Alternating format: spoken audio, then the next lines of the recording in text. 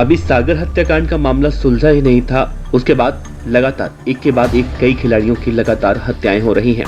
ताजा मामला हरियाणा के रोहतक जिले से है, जहां से मर्डर का एक सनसनीखेज मामला सामने आया है। यहाँ 24 साल के एक स्टेट लेवल बॉक्सर, मॉडल और एक्टर कामेश लोहाट पर चाकुओं से ताबड़तोड़ वार करते हुए उसकी हत्या कर दी गई। घटना सीसीटीवी कैमरे में कैद हो चुकी है। शहर के पुरानी सब्जी मंडी थाने में शिकायत भी दर्ज कराई गई है। दो पक्षों के बीच हो रही लड़ाई शांत कराने गए थे। इसी दौरान लोगों ने घेर कर उन पर धारदार हथियारों से हमला कर दिया। क्या किसी की जान बचाना आज के समय में अपराध है क्या? ये पूरा मामला हरियाणा के रोहतक की तेज कॉलोनी का है। यहाँ 12 साल की बच्ची से छेड़छाड़ हो रही थी, जिसका विरोध करने गए थे कामेश, और दोनों पक्षों के बीच लड़ाई वहां पर शुरू हो गई थी।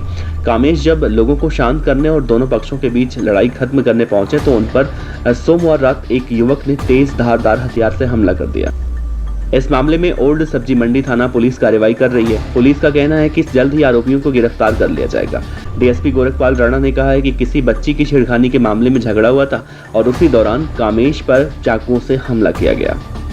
कामेश के परिवार वालों ने मंगलवार को पुलिस को 2 मिनट 19 सेकंड की एक वीडियो क्लिप सौंपी है। वीडियो में दिखाई दे रहा है कि कुछ युवक उसे पीटते हुए दिखाई दे रहे हैं।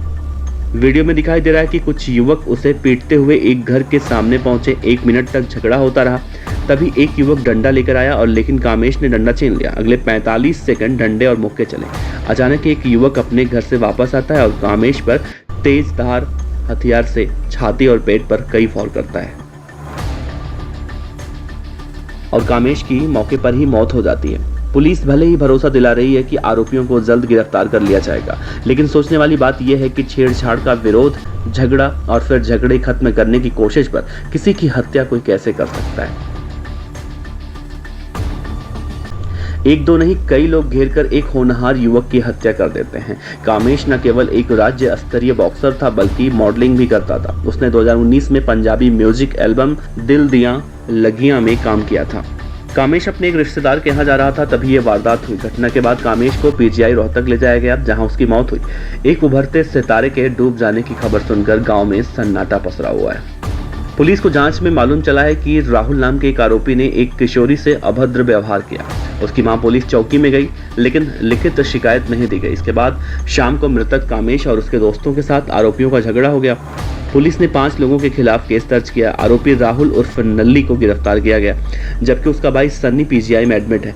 डॉक्टर से इजाजत मिलते ही उसे भी जल्द गिरफ्तार कर लेने की बात कही जा रही है। कामेश अपने घर में सबसे बड़ा था। कामेश के चचेरे भाई ने कहा है कि कामेश पंजाब, दिल्ली और हरियाणा में मॉडलिंग की कई प्रतियोगिता में विजेता भी रह चुका था। कामेश MBA कर रहा था। परिवार में मातम पसरा है। लोग इंसाफ की मांग कर रहे हैं। वहीं देर शाम कामेश का अंतिम संस्कार कर दिया गया है। लेकिन सवाल वही, अभी कुछ दिन पहले ही हरियाणा में ही रोहतक में एक पहलवान की हत्या उस समय कर दी गई थी जब वो प्रैक्टिस कर रहा था कुश्ती की। उस समय 2 बदमाश वहां पर बाइक से पहुंचते हैं और गोली मारकर उसकी हत्या कर देते हैं। सागर धनखड़ हत्याकांड का मामला किसी से छिपा नहीं है, वो सुर्खियों में है। ऐसे में एक के बाद एक जिस तरह से खिलाड़ियों की हत्याएं की जा रही हैं, वो कई तरह से सवाल खड़े करती हैं। क्या हरियाणा, जो देश को सबसे ज्यादा खिलाड़ी देता है, ऐसे खिलाड़ियों को एक एक कर कहीं टारगेट तो नहीं किया जा रहा है?